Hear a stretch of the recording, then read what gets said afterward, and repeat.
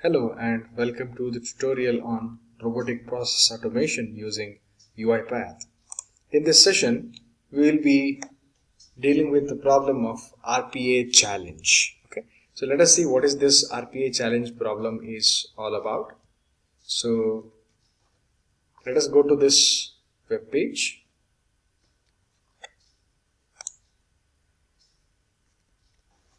Called as RPAChallenge.com.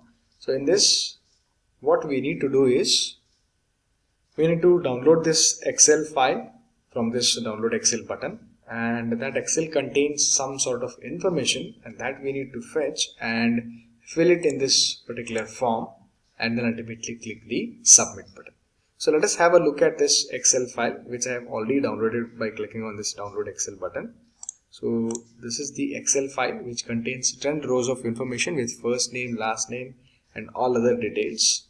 So we need to fetch from this Excel file and then finally fill it up here and then click the submit button.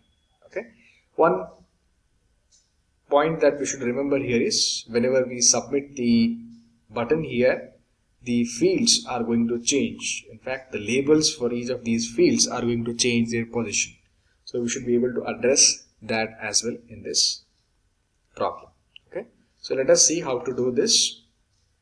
Let us go to the UiPath tool and let us start building the workflow.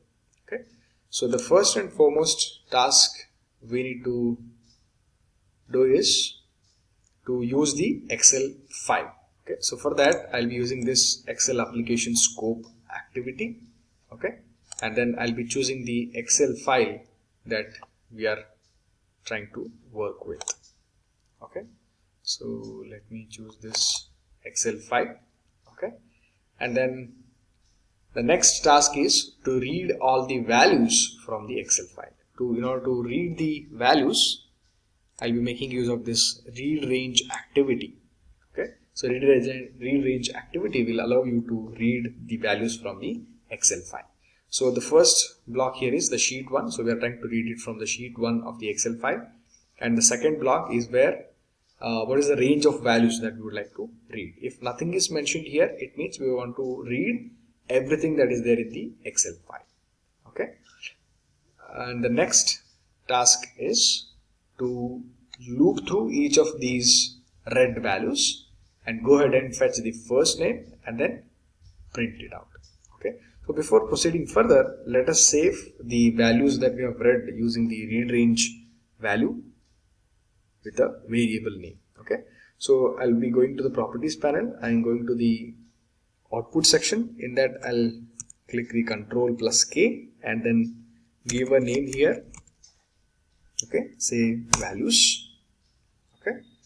And then after this, I'll be making use of an activity called as for each row activity. Okay. So this will help us in looping through each and every value that we are reading from the Excel file. So here I'll be entering the expression as values. Okay. Now the next task is to type. Okay. So I'll be making use of this type into activity. I just drag and drop this type into activity. And now I have to indicate where I should type. Okay.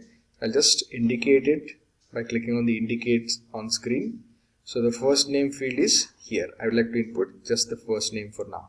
Okay. I'll just indicate it here. Okay.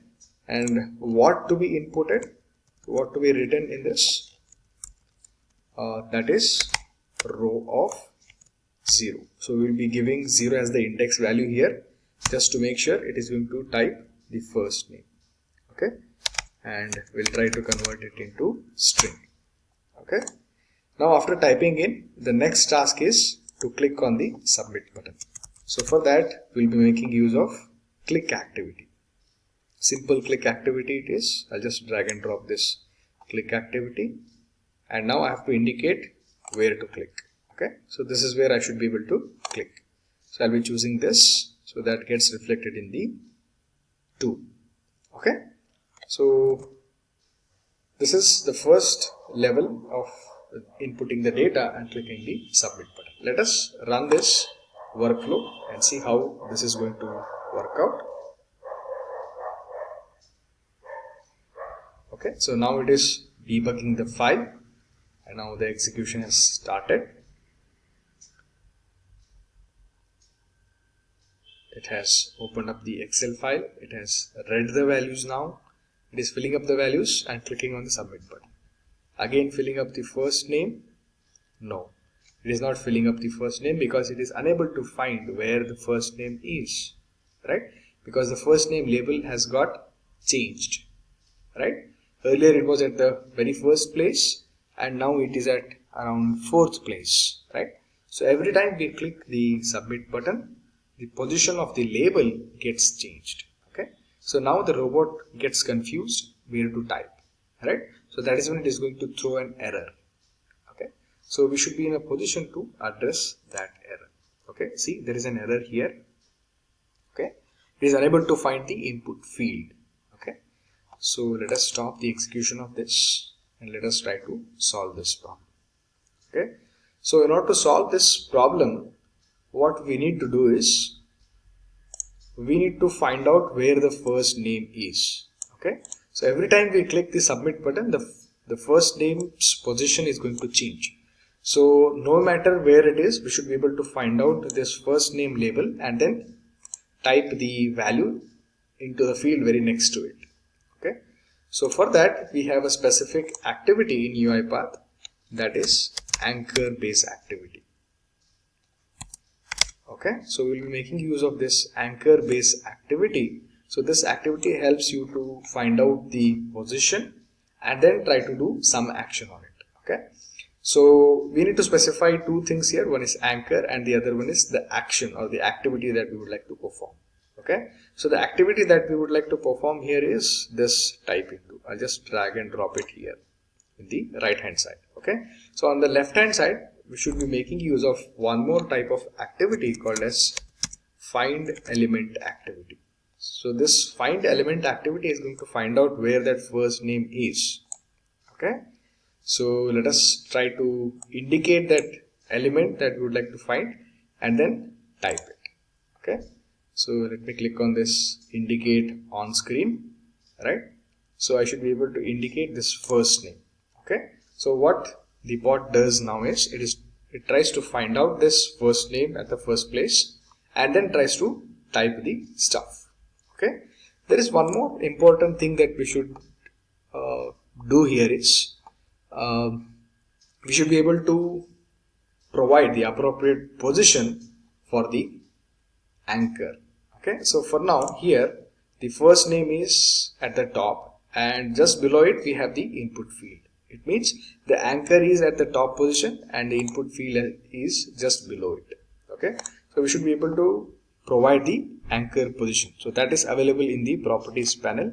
Okay, so here we just indicate that the anchor is available on top of the field in which we would like to perform some activity. Okay, so this is it. So let us run this workflow and see whether it can give us the desired output without giving any errors. Okay, so it has started the debugging again now.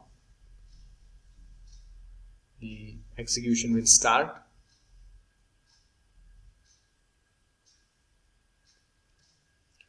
Okay, so it has given some error here. So let us stop this again. Okay, it might be the error regarding the selector. Okay, let us try to edit the selector, or let us try to indicate the input field where we would like to input the first name. Okay, so let us click on this indicate on screen once again and try to indicate the position where it should type. Okay, so yeah, I hope it is fine now. Let us go to the edit selector option. Okay, yeah, so it is correct here. Okay, so let us run the workflow once again and let's see whether it can work properly. Okay, again the debugging has started. Now the execution has started. The robot has started again now. Opened up first name field, clicked on the submit. Next again it has found the first name, typed and submit. First name, then submit.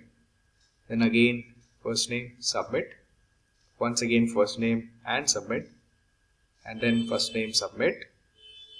So this is how it is going to type the first name wherever it is and then clicks on the submit button. No matter where the first name label is present, it is going to type the name in the appropriate position and then it is going to click on the submit button. Okay, so this is how we need to work with anchor based activity and then try to find the element that we would like to work with and then try to do some other actions that we are willing to do. Thank you.